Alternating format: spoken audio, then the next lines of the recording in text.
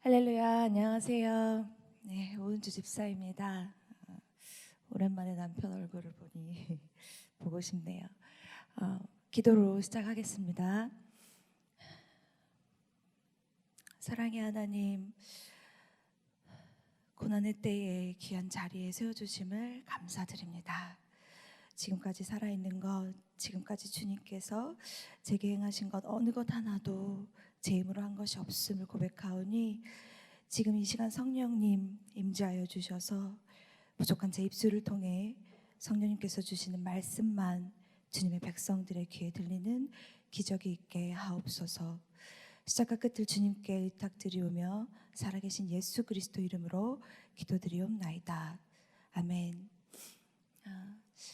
이렇게 귀한 자리에 서게 해주신 하나님께 감사와 영광을 올려드립니다. 오늘 참 이 질병의 기근 가운데서도 예배의 자리를 사모하면서 나오신 우리 성도분들께 주님께서 귀한 은혜와 또 성령의 임재로 함께 하여 주시기를 소망합니다. 제 간증 제목은 우리에게 닥친 고난과 하나님의 은혜입니다. 아직까지도 사실은 저의 삶의 이야기를 나누는 게 조금은 버겁고 힘든 일인데요. 기쁜 마음으로 저의 삶을 나누도록 하겠습니다. 저희 부부의 삶의 모습을 아무런 각본이나 대본 없이 있는 사실 그대로를 찍어서 만든 다큐멘터리 영화가 2019년 5월에 전국 극장에서 상영이 되었습니다. 제목은 교회 오빠였었고요. 몇 군데 안 되는 극장에서 인기 없는 시간대에 상영이 됐음에도 불구하고 11만 명이 넘는 분들께서 이 영화를 보셨어요. 영화를 보신 많은 분들께서 위로와 격려의 말씀들을 해주셨고 함께 울어주시고 저희 가정을 위해서 기도해 주셨습니다. 그 두 달 뒤인 7월에는 교회 오빠 이관이라는 제목으로 국민일보에서 책이 출판이 됐는데요. 책이 출판이 된 지 한 달 만에 베스트셀러가 되었어요. 그리고 이어서 음원이 출시가 되었고요. 참 믿기지 않는 일들이 저희 가정에서 계속해서 일어났는데요. 제가 재력이나 능력이 있는 사람도 아니고 또 아무런 계획도 한 적이 없었는데 주변에서 앞장서 주셔서 영화가 만들어지고 생각할수록 신기한 일들이 계속 벌어졌어요. 그동안 일어났던 모든 일들을 뒤돌아보면 우연에 우연히 거듭되고 또 필연적인 만남을 통해서 이 일들이 계속됐기 때문에 참 하나님의 도우심과 하나님의 은혜가 아니고서는 이 일들을 도저히 설명을 할 수가 없다고 생각을 합니다. 영화 시사회가 있는 날이었는데요.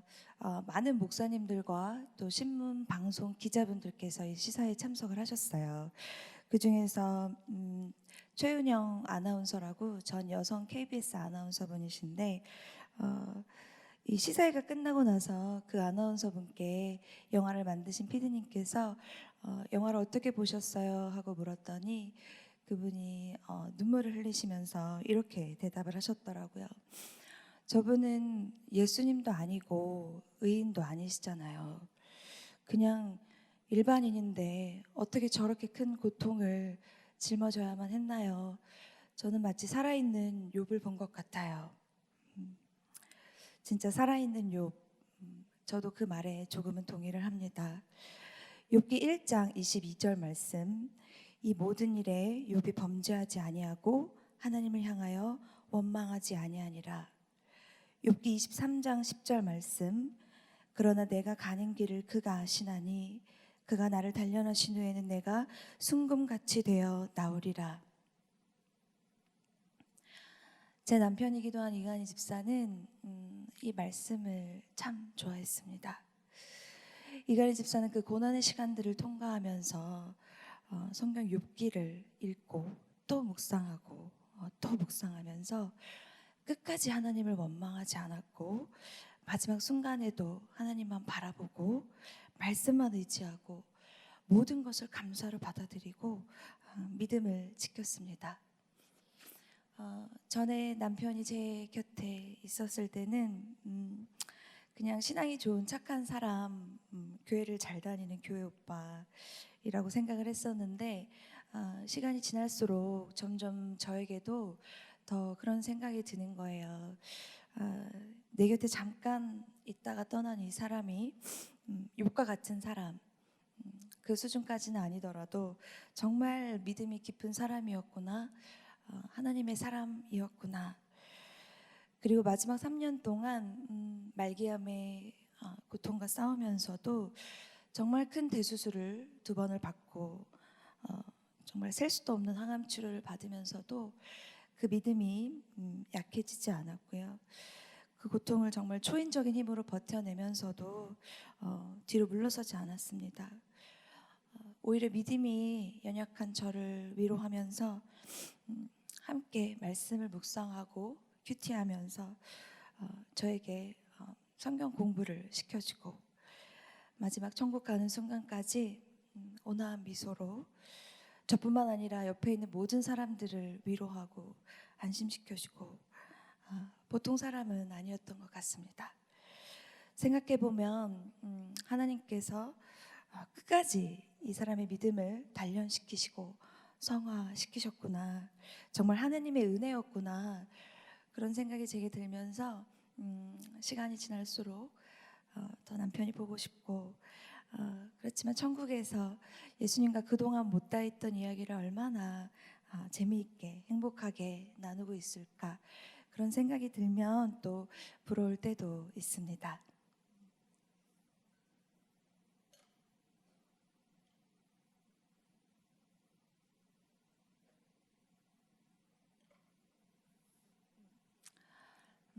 저희 부부는 사실 자랑할 게 아무것도 없고요. 당한 고난밖에는 없는데요.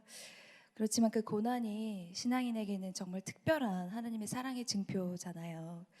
그래서 그때는 알 수 없었지만 제가 겪었던 그 고난과 고통의 이유가 하나님께서 저를 정말 사람을 사랑하는 사람으로 빚어주시기 위함이었다고 믿기 때문에 기뻐하노니 내가 약한 그때의 강함이라 말씀하신 하나님의 약속의 말씀을 붙잡고 저희 삶을 나누겠습니다. 정말 엄청난 고난과 믿기지 않는 일들이 폭풍처럼 저희 가정에 몰아닥쳤는데요. 첫 번째 고난은 남편 이간희 집사의 대장암 4기 진단이었습니다. 배가 아파서 병원에 갔는데 대장암 4기라고 하더라고요. 그때가 2015년 9월이었고 남편은 36살 너무 건강한 남자였거든요. 고려대학교 공대에 재학 중일 때 ROTC를 했었고 또 군대도 정식 육군 장교로 복무를 하고 제대했고 또 사회인으로서 정말 건강하게 직장 생활을 잘 하고 있었는데 갑자기 대장암이라는 거예요. 그것도 대장암 초기라고 하면 좀 이해를 할 텐데 처음부터 대장암 4기 말기입니다라고 얘기하니까 그야말로 청천벽력, 마른 하늘의 날벼락이었습니다.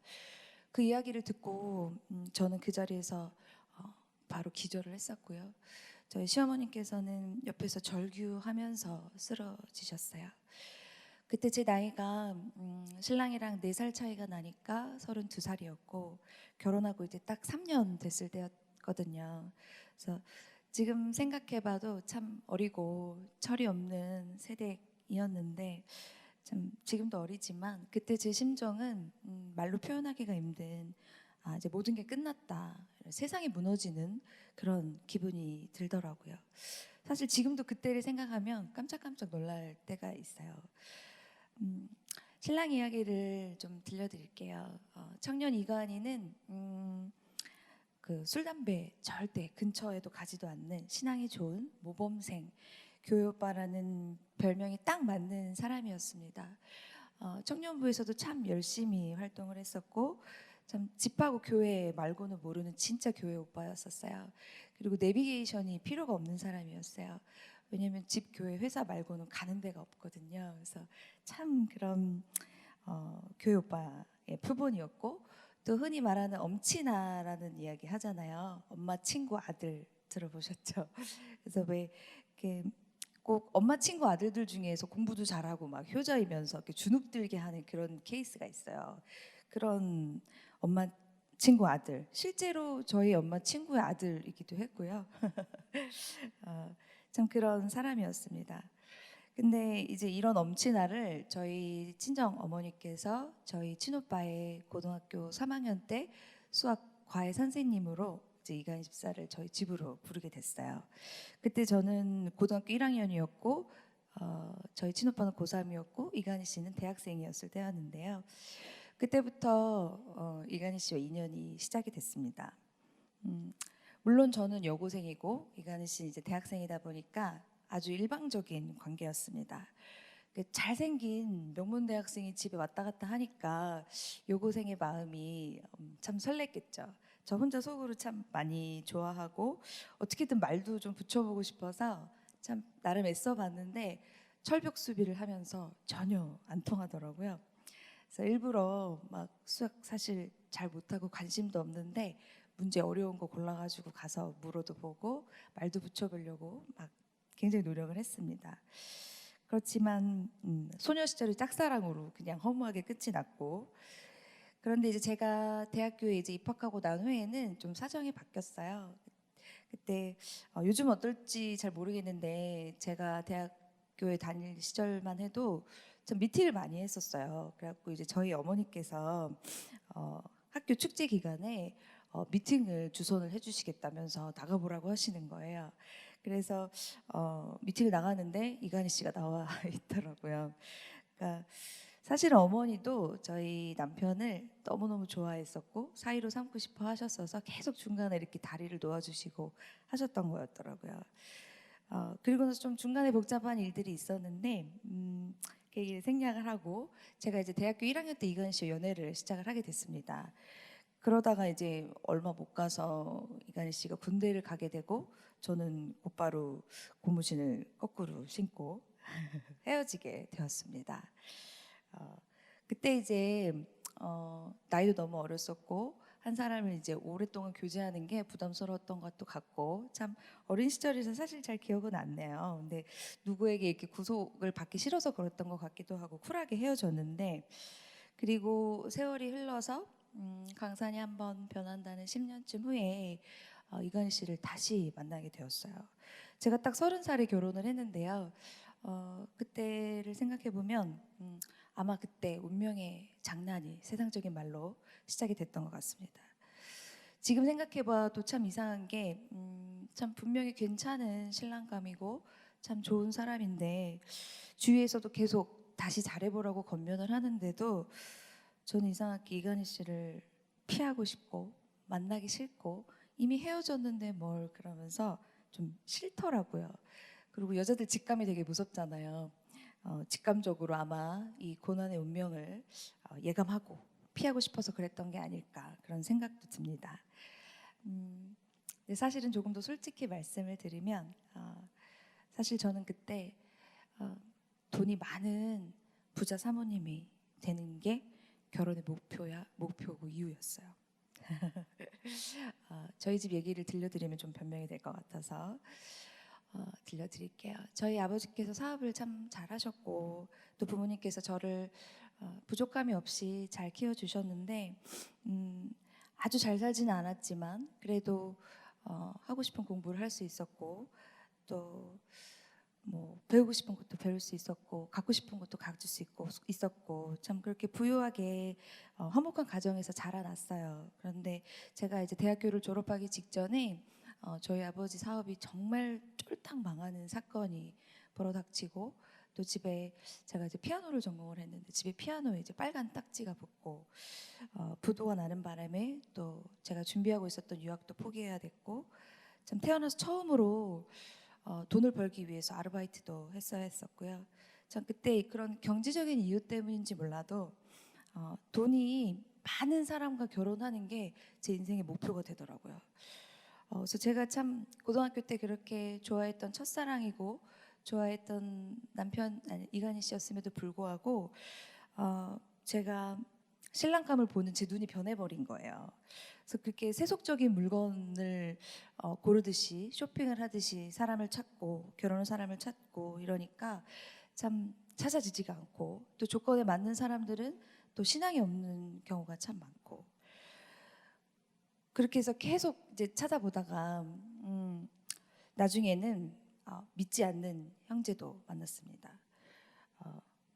나중에 내가 전도하면 되지 이렇게 스스로를 합리화하면서 신앙 없는 형제와 교제도 했고요. 그렇게 해서 어렵게 참 결혼하고 싶은 형제님을 만나게 됐는데요. 그런데 이번에는 친정 엄마가 문제였어요. 불신 결혼은 내 목에 칼이 들어오기 전까지는 안 된다라고 하시면서 이제 완강하게 반대를 하시는 거예요. 그래서 다행인지 불행인지 그분과 결혼을 못했고요. 농담인데 아무도 안 웃으시네요. 그때 이제 어머니가 반대를 안 하셨으면 제가 이 자리에 서는 일은 결코 없었겠죠. 제 인생에서 하나님을 이렇게 깊게 만나는 축복은 절대로 없었을 거라고 생각을 합니다. 저희 친정 어머니는 진작부터 이간희 씨를 참 사위로 삼고 싶어 하셨었어요. 저도 잘 알고 있었는데 제가 계속 싫다고 하니까 어쩔 수 없었는데 나중에는 저희 아버지께서도 계속 적극적으로 권하시는 거예요. 그리고 이제 들리는 말로는 이간희 씨가 저 때문에 결혼을 안 하고 있다 막 이런 소리도 들리고 그래서 이제 나중에 제가 마음을 고쳐먹기만 하면 우리 가족과 모두가 다 행복하게 된다 막 이렇게 생각도 하고 또 왠지 좀 미안한 마음도 들고 그렇게 해서 제 마음이 조금씩 이제 움직이기 시작을 했는데요. 또 기도하고 고민하다가 마지막에는 이렇게 결론을 내렸습니다. 이간희 씨가 물질의 부자는 아니지만 믿음의 부자니까 그리고 부모님이 정말 오랫동안 또 건면하시고 그 속마음까지 검증한 정말 좋은 사람이니까 그렇게 칭찬하는 사람이니까 저도 마음이 조금씩 움직이더라고요. 그리고 돈이야 맞벌이하면서 서로 벌면 되지 이렇게 생각을 하니까 그때부터 이제 이간 씨가 참 세상에 다시 없는 괜찮은 남자로 보이기 시작을 하더라고요. 그렇게 해서 제가 이제 30살에 만으로 29살이 되던 해에 꽃길만 걷게 될 거다라는 엄청난 착각 속에서 결혼을 하게 되었습니다. 마치 계획되어진 것처럼 이간희 씨와 이제 결혼을 하게 되면서 어쩌면 피할 수도 있었던 그 엄청난 고난의 터널을 통과하게 되었지만 그래도 저는 후회하지 않고요. 그 고통과 고난이 있었기 때문에 저희 부부가 정말 하나님께만 더욱 매달리게 되고 하나님 말씀만 의지하게 됐던 거잖아요. 그래서 이간희 집사가 투병하면서 한 번은 이런 말을 한 적이 있어요. 암을 만나서 투병하는 이 과정이 어떤 면에서는 참 고맙다. 암과 싸우는 시간 동안 쉬면서 지나간 자신의 인생을 객관적인 시선으로 돌아보고 생활에서 고쳐야 할 나쁜 습관들도 고치고 또 신앙적인 면에서도 영적으로 더 건강해지기 위해서 노력하기 시작했으니까 나는 암이 고맙다. 실제로 저희가 모든 걸 다 내려놓고 난 후부터 그 다음에 하나님만 바라보고 난 후부터 정말 많은 은혜를 체험을 하게 됐습니다. 그러니까 저희 부부가 물론 건강하게 100년 해로한 것도 축복이지만 비록 짧은 6년의 결혼 생활이었지만 그 시간 동안 참 소중하고 참 가치 있게 살았다고 생각하기 때문에 이간희 씨와 결혼한 거는 후회 없고 또 그렇게 인도해 주신 하나님께 정말 감사하고요. 그때로 다시 돌아간다고 해도 저는 다시 변함없이 이간희 씨를 선택할 것 같아요. 다시 본론으로 돌아와서 대장암 사건에 대해서 다시 말씀을 드릴게요. 그때 제 나이가 33살이었으니까 이제 결혼하고 이제 3년 반 되었을 때였는데요. 저희 부부가 그때 전성기라고 할 만큼 정말 좋을 때였어요. 다른 부부들은 이제 신혼생활이 끝나면 권태기다 이러면서 좀 싸우고 투닥거리기도 하고 그러잖아요. 근데 저희 부부는 권태기가 없었어요. 왜냐면 결혼을 하자마자 권태기였기 때문에 정말 전쟁 같은 신혼생활을 보내고 그리고 나서 이제 딸아이를 임신을 하게 되고 그리고 나서 이제 오히려 반대로 사이가 더욱 좋아졌습니다. 태교도 열심히 하고 참 무사히 건강하게 예쁜 딸아이를 출산을 하고 산후조리원에 이제 2주 동안 산모들이 아이를 낳으면 몸조리를 하는데요. 제가 산후조리원에 있을 때 이제 남편이 퇴근을 하면 바로 그쪽으로 찾아와요. 그래서 아이를 보면서 너무 예뻐하고 정말 행복한 시간을 보내고 있을 때였습니다. 그리고 저도 아이를 낳고 나니까 좀 스스로 좀 어른스러워진 것 같다는 생각이 들고 또 마음도 평안하고 양쪽 어르신들도 참 부모님들도 너무 기뻐하시고 참 행복했던 시기였어요. 이렇게 2주 동안 몸조리를 하고 산후조리원 생활을 끝내고 이제 막 퇴소를 하는 날 남편의 대장암 4기 진단을 듣게 된 거죠. 그러니까 제 인생에서 가장 행복했던 순간에 행복의 정점이라고 생각할 정도로 한참 좋은 꿈을 꾸고 있을 때 남편의 대장암 4기라는 말 한마디에 모든 것이 다 깨어져 버렸습니다. 한 치 앞도 알 수 없는 게 우리네 인생이다라는 말을 하는데요. 참 그게 저희 부부에게 딱 해당되는 말이더라고요. 어, 지금 생각해도 그 행복했던 시간을 조금 더 주셨으면 좋았을 텐데 하는 아쉬운 마음도 사실은 있습니다. 대장암 4기라고 최종 확인이 된 날부터 계속 어렵고 힘든 일들이 계속되었는데요. 그렇게 건강했던 36살 젊은 남편이 갑자기 대장암 4기라고 하니까 그러면 남편이 갑자기 죽을 수도 있다는 거네 이런 생각이 들면서 숨이 막히고 정말 셀 수 없이 울었습니다. 정말 맥이 풀리면서 하염없이 울었어요. 눈에서 눈물이 이렇게 많이 날 수 있구나라고 스스로 놀라면서 매일매일 울었습니다. 저는 그때 이제 산모의 몸으로 건강을 회복을 해야 될 때인데 4기 암 환자인 남편을 간병해야 한다는 사실이 믿기지가 않았고 미역국을 마시면서 아이를 이제 수유를 해야 하니까 미역국을 막 억지로 마시면서 매일 울었던 것 같아요. 근데 시간이 갈수록 남편이 아픈 게 나 때문이라는 죄책감 때문에 너무 그동안 싸웠던 것들, 잘못했던 것들이 너무 후회스럽고 왜 하나님께서 이런 말도 안 되는 시기에 이런 시련을 나한테 주셨을까 하는 원망하는 마음도 올라왔습니다. 그런데 한 가지 힘든 일이 또 생겼어요. 저희가 그때 분가를 해서 살고 있었는데 시어머니께서 아픈 아들을 살려야 한다라고 하시면서 짐을 싸서 저희 집으로 들어오셨습니다. 그래서 같이 살게 된 거예요. 그래서 아들 입장에서는 어머니만큼 당연히 편한 사람도 없고 좋은 분이 어디 있겠어요. 그래서 사실은 속으로는 참 싫었지만 싫어도 제가 남편을 위해서 당연히 그렇게 하는 게 맞다라고 생각을 했고 같이 살게 되었는데요.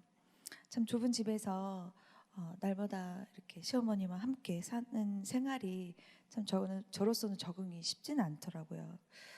근데 얼마 후에는 그거보다 더 힘든 일이 생겼습니다. 미국에서 살고 있던 시누이가 오빠를 살려야 한다라고 하면서 5살, 2살 조카 2명을 데리고 짐을 싸서 저희 집으로 들어오게 됐어요. 참 오빠를 생각하는 마음은 기특한데 저로서는 참 하루하루가 너무 생활이 힘들더라고요.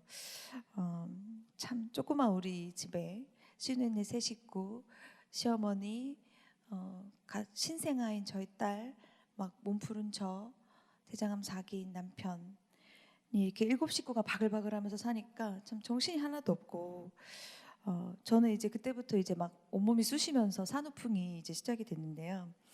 근데 남편이 4기 암 환자인데 어떻게 감히 아프단 말을 하겠어요. 그래서 아프단 말도 못하고 참 정말 지옥으로 떨어진 기분이었습니다. 제가 그렇게 힘든 시간을 보내고 있을 때 물론 남편도 마음이 편치는 않았겠죠.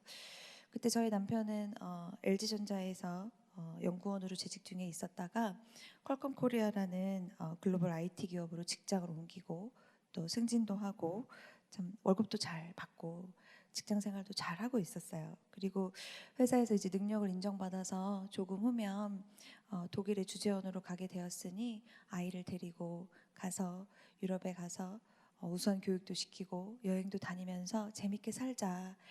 이렇게 참 무지갯빛 청사진을 그리면서 한참 좋아하고 있을 때였습니다.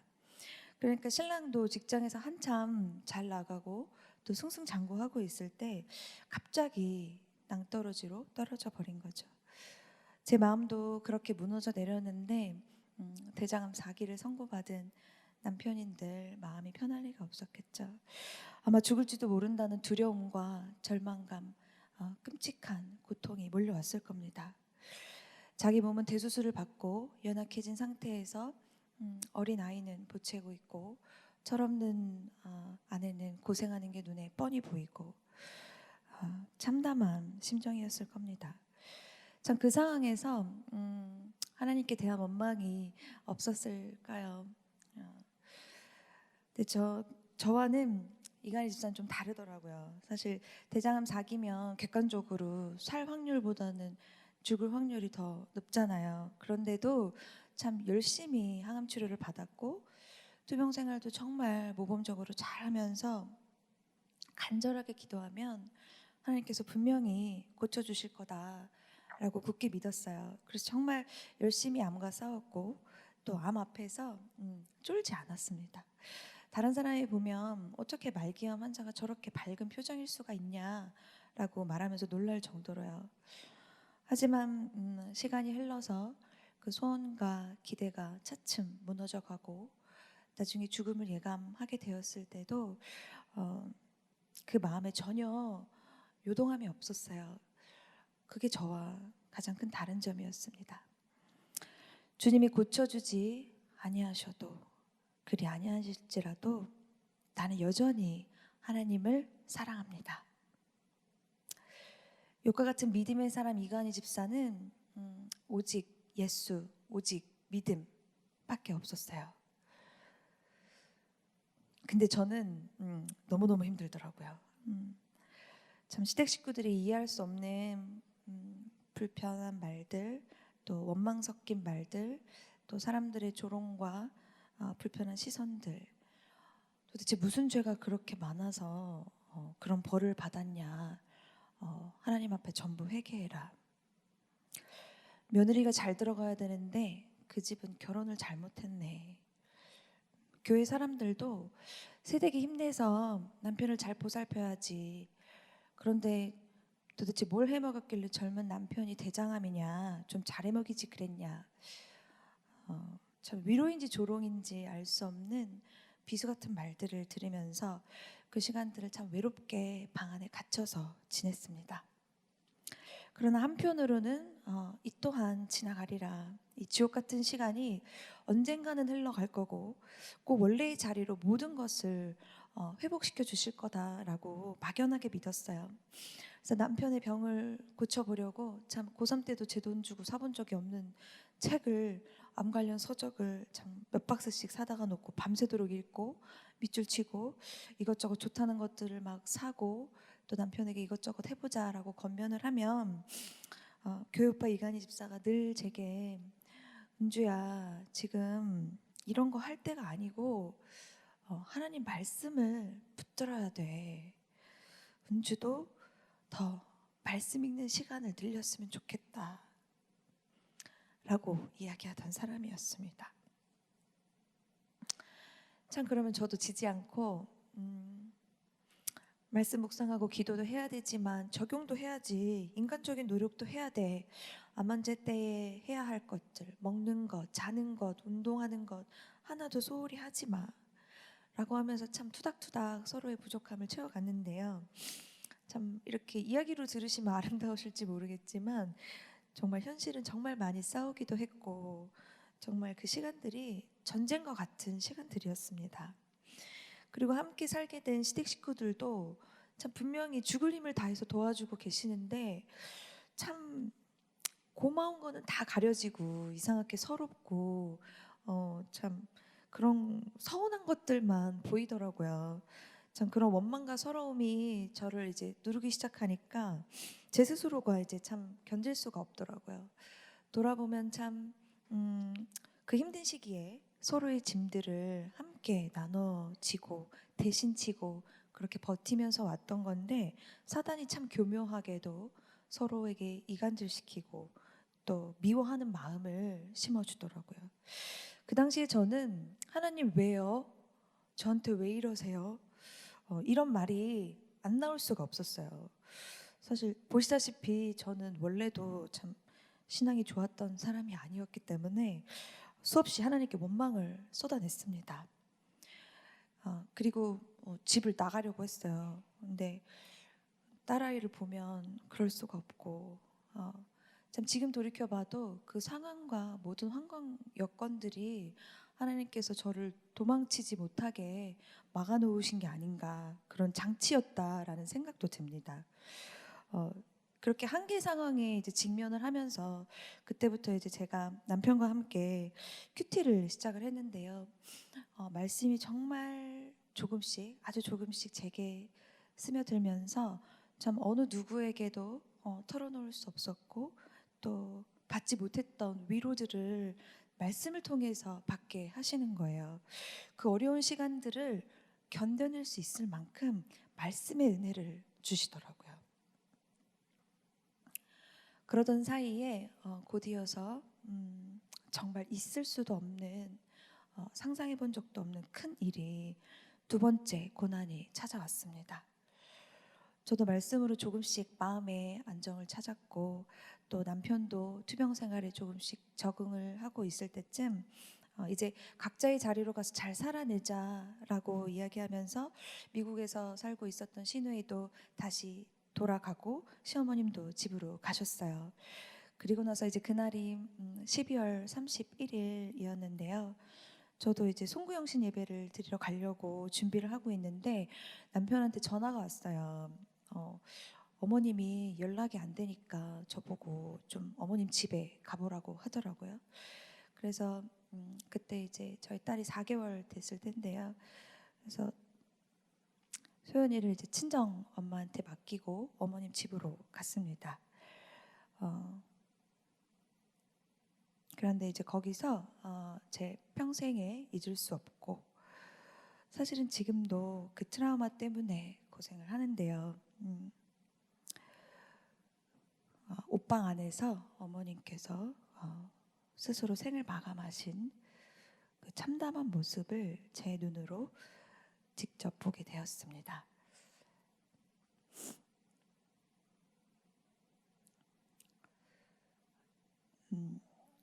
참 온몸이 공포에 덜덜덜 이제 떨리면서 너무 무서우니까 사실 도망가야겠다라는 생각 말고는 들질 않았어요. 그래서 막 비명을 지르면서 맨발로 1층까지 이제 뛰어 내려갔는데요. 그리고 이제 지나가는 사람을 막 붙잡고 도와달라고 이제 소리를 치고, 바로 이제 112, 119 막 차례대로 남편한테 전화를 하고 소리를 막 지르고 있었어요. 그리고 나서 이제 정신이 이제 반쯤 나간 상태에서 막 원망을 쏟아냈는데요. 어떻게 이러실 수가 있냐고. 당신의 사랑하는 아들한테 이게 무슨 짓이냐고. 이렇게 무책임하게 혼자 가시면 안 되시는 거 아니냐고. 그리고 하나님께도 하나님 진짜 살아계신 거 맞습니까? 살아계시다면 어떻게 이러실 수가 있습니까? 제가 이성을 잃고 막 제 소리를 지르고 있는 동안에 남편이 도착을 했는데요. 남편은 참 제가 걱정했던 거에 비하면 너무나 침착하고 의연하더라고요. 은주야, 내가 왔었어야 됐는데 네가 오게 해서 미안하다 라고 하면서 저를 달래주고 방 안에 들어가서 어머님의 눈을 감겨드리고 어머님의 손을 잡고 이렇게 기도를 시작했습니다. 주님, 주님께서 허락하신 암이라는 병도 저는 축복으로 여기고 있습니다. 제 육과 영을 깨끗이 고치기 위함이라는 것도 알고 있습니다. 항암 치료로 온몸에 두드러기가 나고 머리카락이 다 빠지고 땅에서 머리를 들 수 없어도 제가 육보다 더 강한 믿음으로 주님만을 사랑하는 제 마음은 절대 변하지 않을 겁니다. 그런데 주님, 제 첫 번째 기도 제목은 항상 제 병 고침이 아니라 우리 엄마에게 마음의 평안을 허락해 달라는 것이었는데 제 기도를 어찌 이렇게 응답하십니까? 주님, 저의 믿음을 시험하지 마세요.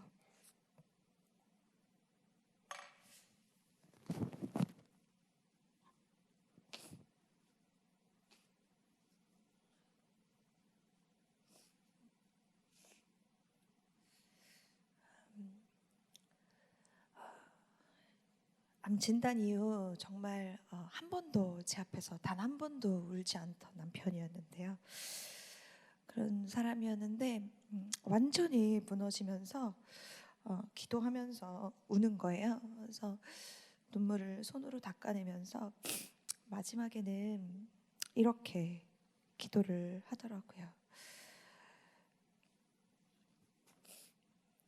내가 어떤 환난이 닥쳐와도 주님을 변함없이 사랑하겠습니다.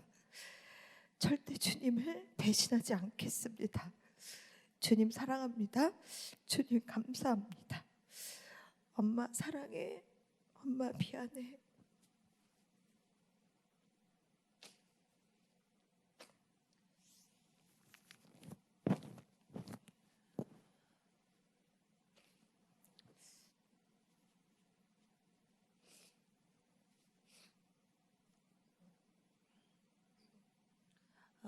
저는 그 기도를 똑똑히 기억하고 있습니다.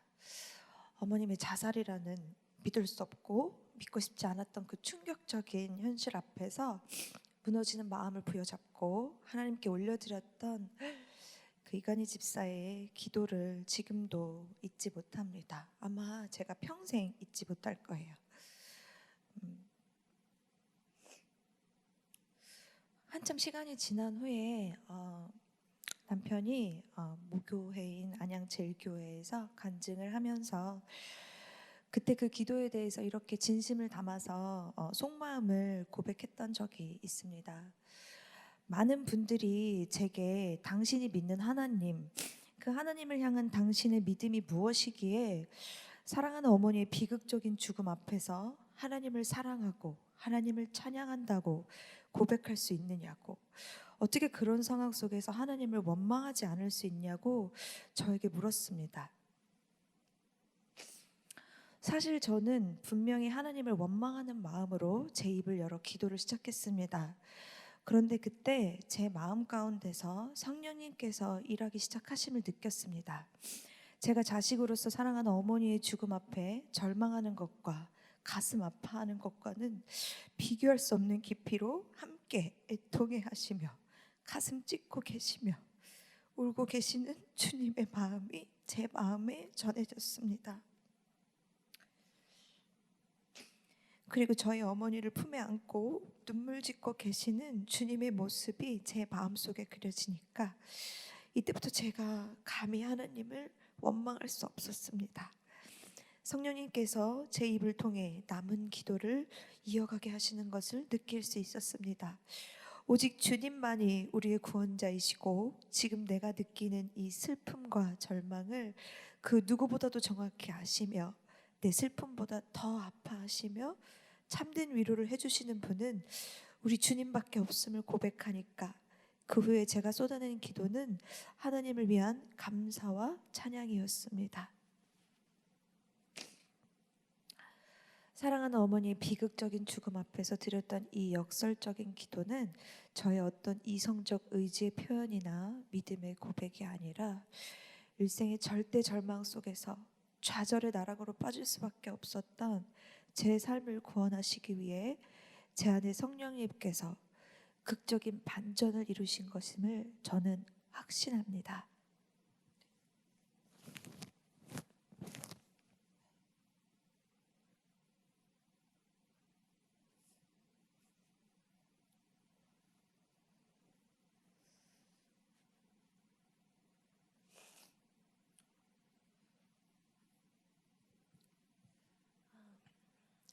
남편은 참 믿음이 좋아서 어머님의 죽음도 이해하고 참 그 순간들을 잘 통과해 갔지만 저는 사실 그 당시에는 어머니의 죽음을 도무지 이해할 수가 없었어요. 그리고 인정하고 싶지 않더라고요. 그래서 우리는 어머님이 돌아가신 이유에 대해서는 비밀로 해야 하고 또 그 비밀을 무덤까지 안고 가야 한다라고 생각을 했어요. 그런데 지금은 좀 생각이 바뀌었고요. 어머님의 그런 무서운 선택은 분명히 잘못되었지만 사랑하는 아들이 말기암을 투병하면서 앞으로 겪어야 할 그 고통스러운 과정들과 참 그 두려움 앞에서 나약해질 수밖에 없었던 그 인간적인 연약함 또한 지금은 깊이 이해를 하게 되었습니다.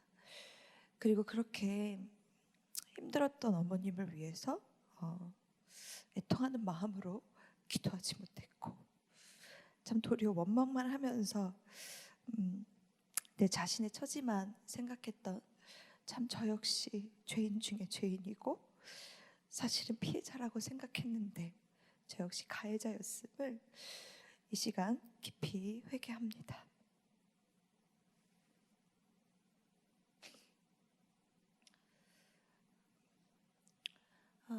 두 가지 큰 고난이 그것도 쉴 새 없이 연달아서 한꺼번에 왔기 때문에 정말 저희 부부가 감당하기에는 너무나 힘이 들었습니다.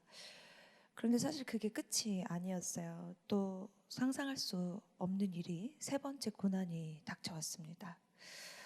어머님의 장례식을 치르고 처음에는 어머님의 빈자리가 정말 너무 크더라고요. 그래서 시간이 흘러서 상처가 조금씩 아물어져 갈 때쯤 그러니까 이제 3개월쯤 지났을 때인데요. 그때 제 몸에서 참 이상한 변화가 시작이 됐어요. 산후품 통증이 이제 너무 심하니까 도저히 이제 걸어가기도 힘들 정도가 돼버리더라고요. 신랑이 참 암환자만 아니었어도 벌써 입원을 하고 들어눕고 했을 텐데 사정이 그럴 수가 없어서 계속 참고만 있다가 병세가 조금 더 악화가 된 거죠. 그래서 이제 더 이상 이제 참을 수 없는 지경이 돼서야 이제 병원에 입원을 했는데요. 그날이 이제 남편이 12차 항암 치료를 하고 있을 때였고 딸 소연이는 그때가 이제 7개월일 때였는데요. 갑자기 열이 40도 이상 올라가면서 계속 이제 응급 상황이 생기면서 감기를 심하게 걸려가지고 참 사면초가인 상황에서 남편 이간희 집사는 항암제를 몸에 달고 항암제를 2박 3일 동안 몸에 달고 이제 맞아야 되는 치료가 있거든요. 그 항암제를 몸에 달고 어린 소연이를 데리고 응급실로 가고 있었고 저는 혼자 병원에 입원을 했을 때였는데요. 그때 이제 의사 선생님이 저한테 오시더니 산후풍이 아닌 것 같다. 피수치가 너무 안 좋으니까 정밀 검사를 좀 받아보자라고 하시더라고요. 그래서 이제 알 수 없는 이제 CT 검사, 뭐 각종 검사들을 이제 혼자서 받았어요. 그리고 이제 밤에 의사 선생님하고 간호 선생님들이 급하게 보호자를 찾으시는 거예요. 그래서 지금 올 수가 없으니까 저한테 직접 이야기하세요라고 말씀을 드렸더니 직접 저에게 말을 하더라고요. 온몸에 암이 너무 많이 퍼져 있고 덩어리도 크고 골수에도 전이가 있으니까 당장 항암 치료를 시작해야 됩니다. 라고 하면서 병명이 혈액암 4기라고 하는 거예요.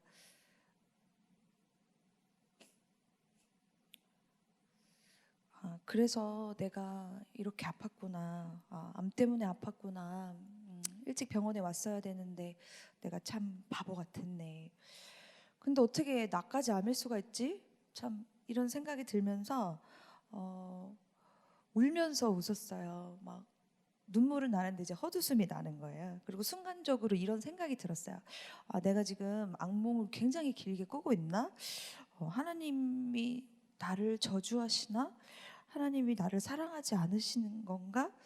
하나님, 우리 소연이는 어떻게 하실 거예요? 고아로 만드실 건가요? 우리 딸 생각을 하니까 참 억장이 무너지고 이제 우리 부부는 어떻게 하나. 참 그래도 그동안 간신히 믿음으로 버텨왔는데 정말 앞이 안 보이면서 무너지더라고요. 그때 하나님께서 제게 이런 질문을 하시는 것 같았습니다. 은주야, 너 나를 믿는 건 맞니? 너 나를 정말 신뢰하니? 너는 나를 사랑하니?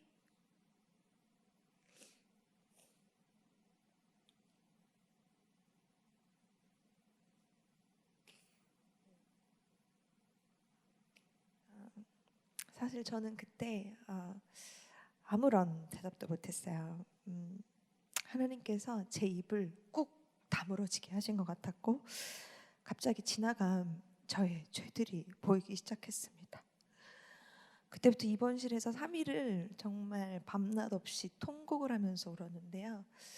옆에 같이 입원하신 환자분들이 막 이제 쌍욕을 하면서 막 소리를 치는 거예요. 제발 그만 울으라고.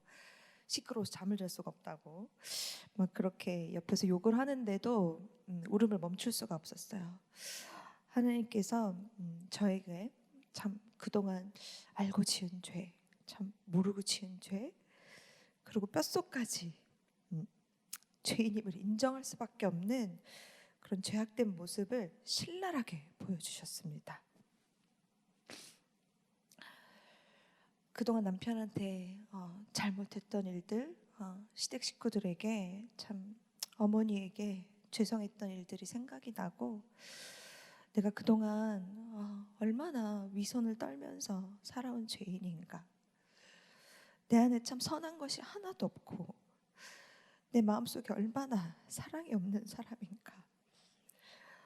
하나님보다 돈을 더 사랑하고 나는 그래도 저 사람들보다는 좀 낫지 하는 교만함과 내 기준으로 사람을 정죄하고 판단했던 것들까지 다 생각나고 보게 하시더라고요. 내가 진짜 왕 바리새인이라는 것이 깨달아졌습니다. 그럼에도 불구하고 저를 여전히 사랑한다고 말씀해 주시는 그 주님의 은혜에 감격해서 정말 나에게 일어난 이 모든 심판의 사건들이 참 억울할 게 하나도 없고 마땅한 것이라고 인정을 하게 되었습니다. 그리고 제 짧은 인생에서 하나님께 가장 진심 어린 고백을 이때 하게 되었는데요. 주님, 저는 이제 아무것도 할 수 없습니다. 이제부터 주님만 의지하겠습니다.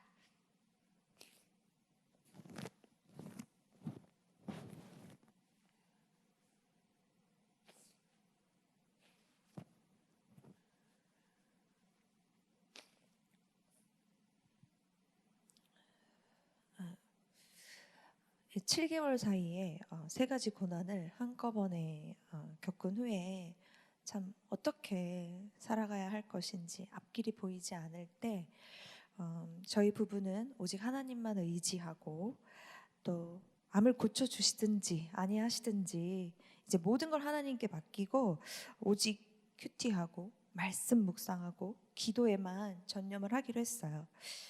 그런데 놀라운 반전이 일어났습니다.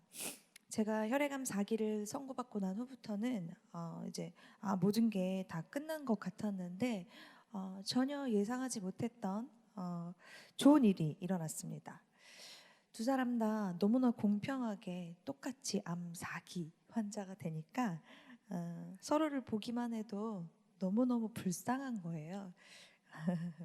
하나님이 고쳐주실 거라고 믿으면서도 서로가 보기에는 참 언제 죽어도 이상할 게 하나도 없는 그냥 시한부 인생이더라고요.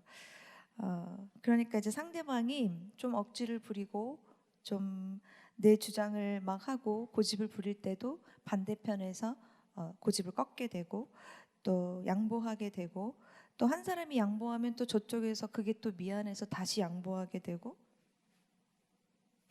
그래서 그게 또 고마워서 싸울 일이 없어졌어요. 정말 서로를 사랑하는 사람이 되더라고요. 근데 그보다 사실 더 중요한 이유가 있는데요. 혹시 이 사람이 나 때문에 암이 생긴 게 아닌가, 혹시 나랑 결혼을 안 했으면 암도 안 생기지 않았을까, 막 그런 생각이 들면서 괜히 이제 막 미안한 마음도 들고, 그래서 서로한테 이제 미안하다고 갑자기 사과하면서 서로 부둥켜 안고 울었던 적도 참 많고요. 참 부부 사이의 일을 다 전할 수는 없지만 말씀을 함께 묵상하고 또 기도하면서 이런저런 이야기들을 나누다 보니까 참 그동안 서로에게 쌓였던 오해도 풀어지고 또 말씀으로 똑같이 한 곳을 바라보기 시작하니까 서로가 서로에게 그냥 동역자, 너무나 소중한 존재가 되어버리더라고요.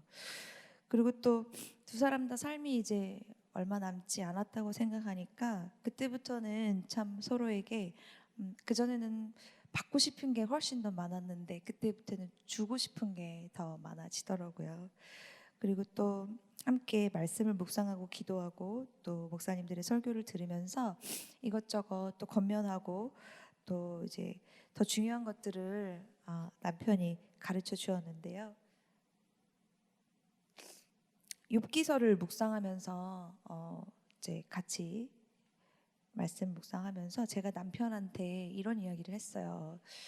우리에게도 하나님께서 욥과 같은 수준의 고난을 허락하셨으니까 이 시험이 끝나고 나면 욥처럼 갑절의 축복을, 엄청난 축복을 주실 거다, 다 회복시켜 주실 거다, 이렇게 막 제가 확신을 차서 남편한테 이야기하면 남편이 늘 제게 이렇게 이야기를 했어요. 욥기의 진수는 결과가 아니라 과정에 있어.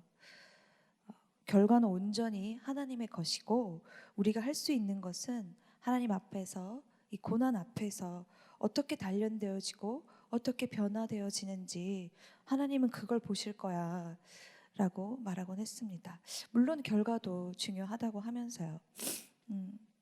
그때 제 믿음으로는 조금 이해할 수가 없는 말들이었습니다.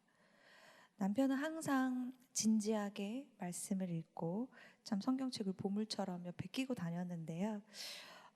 통증이 심해져서 도저히 잠을 잘 수 없는 상태가 됐을 때도 밤새도록 계속 설교 말씀을 틀어놓고 찬송가를 듣고 부르고 또 기도하고 또 기도하면서 옆에서 지켜보는 제가 더 고통스러울 정도로 정말 처절하게 영적인 전투를 하는 것 같았습니다.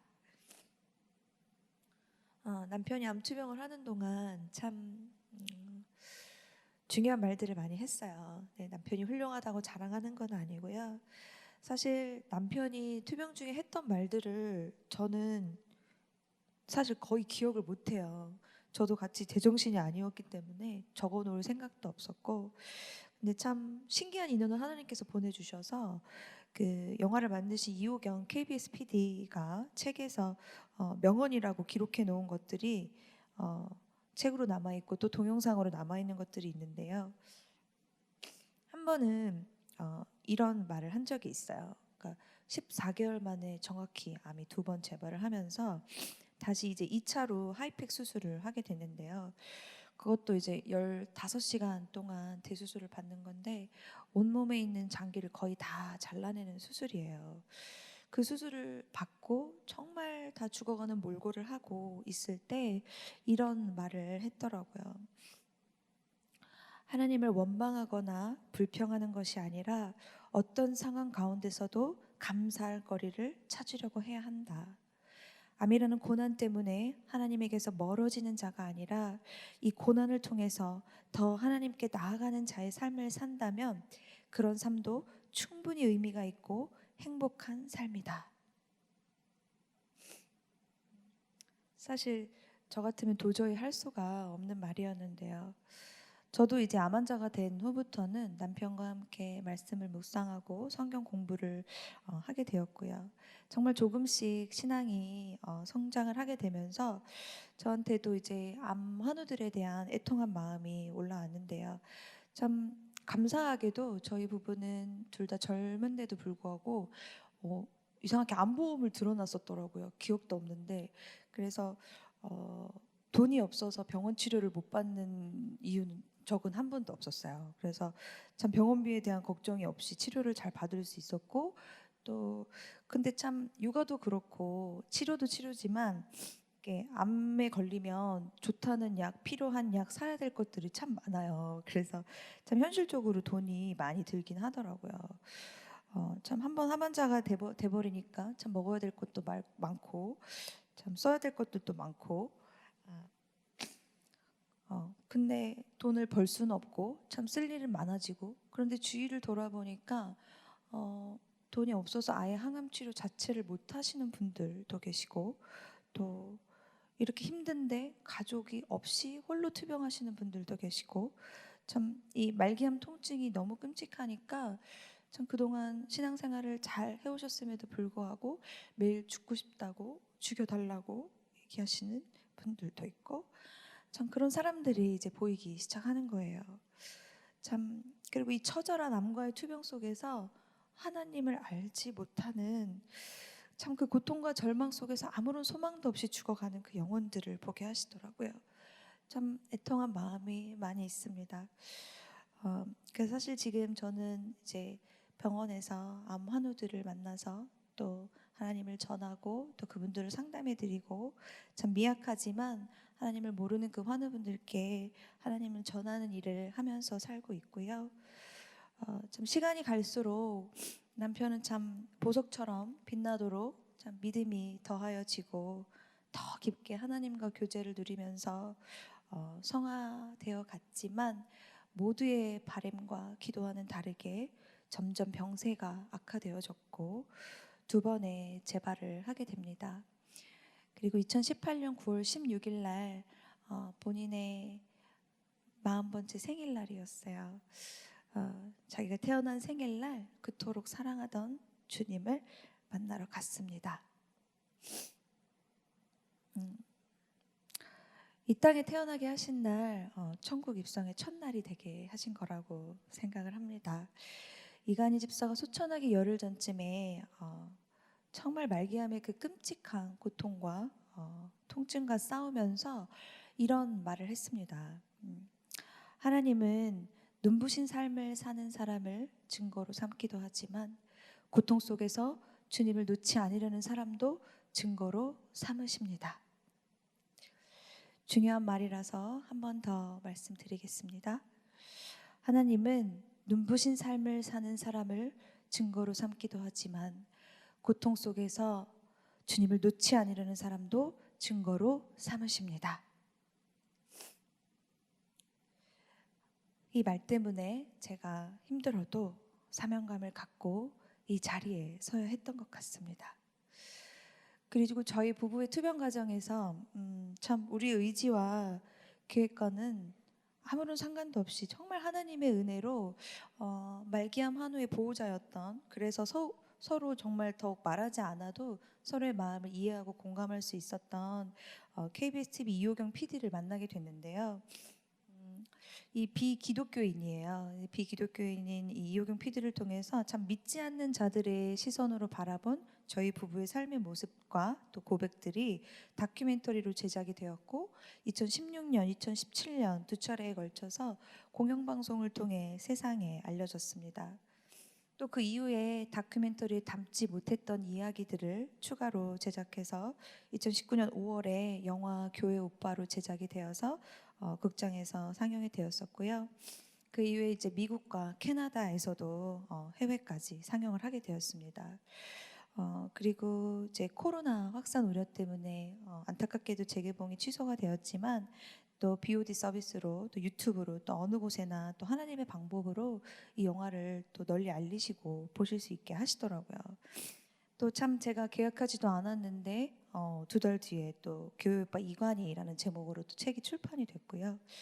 참 저는 일일이 다 증거하기도 힘든 이 모든 일들이 참 이 모든 사건들이 하나님께서 하나님의 영광을 드러내기 위해서 저희 부부의 삶 속에서 참 단 한순간도 떠나지 않으시고 함께 동행하시며 또 마지막 죽음의 순간까지도 개입하신 또 하나님의 한치 오차도 없는 완벽한 계획하심이었다고 저는 감히 믿고 고백합니다.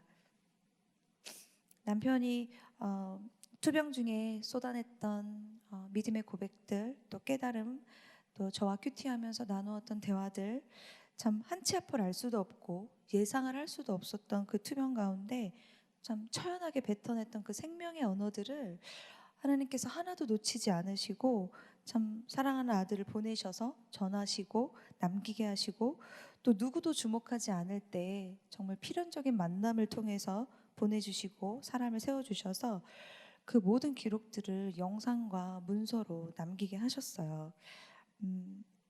참 설명할 수가 없는 부분들인 것 같습니다.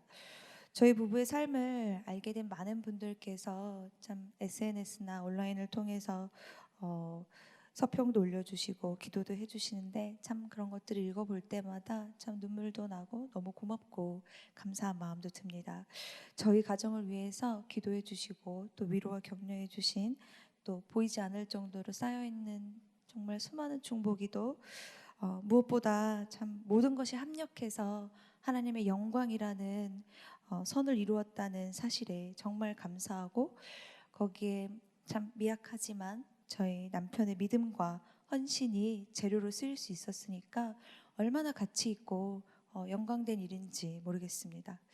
그리고 아마 지금도 남편이 하늘나라에서 저를 너무 기특해하면서 기뻐하면서 쳐다보고 있을 거라고 생각을 합니다.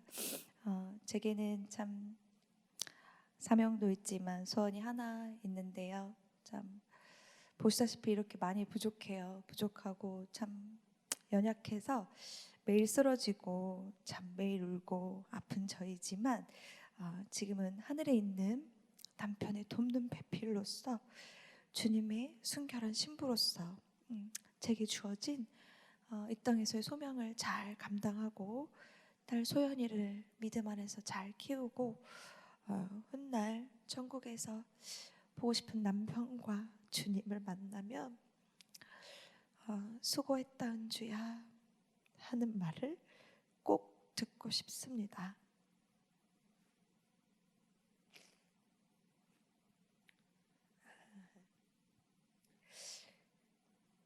긴 시간 저의 부족한 간증을 경청해 주셔서 너무 감사드리고 이 시간 기도로 마무리하겠습니다.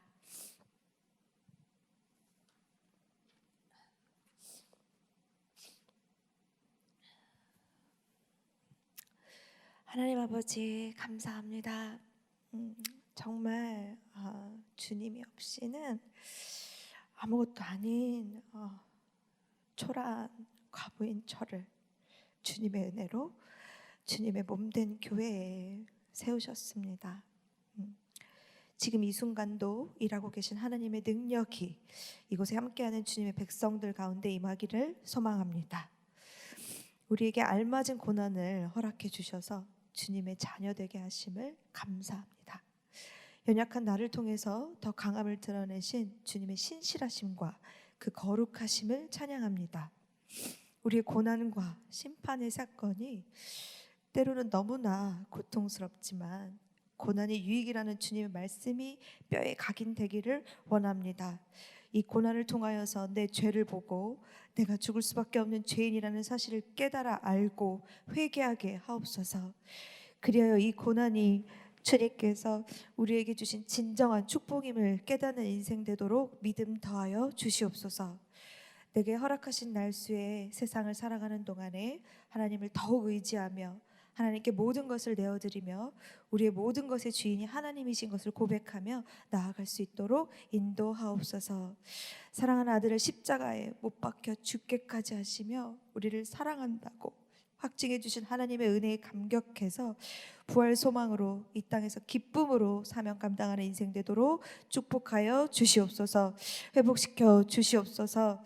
생각건대 현재의 고난은 잠깐이요 장차올 영광과 좋게 비교할 수 없도다 하신 주님, 우리에게 맡겨진 영혼 구원의 사명을 잘 감당할 수 있도록 주의 능력을 더듬혀 주시고 나라와 민족과 교회 가정을 위해 내가 먼저 주님 앞에 나아와 간절히 기도하는 우리가 될 수 있도록 은혜 내려 주시옵소서. 살아계신 우리 주 예수 그리스도 이름으로 기도드리옵나이다. 아멘.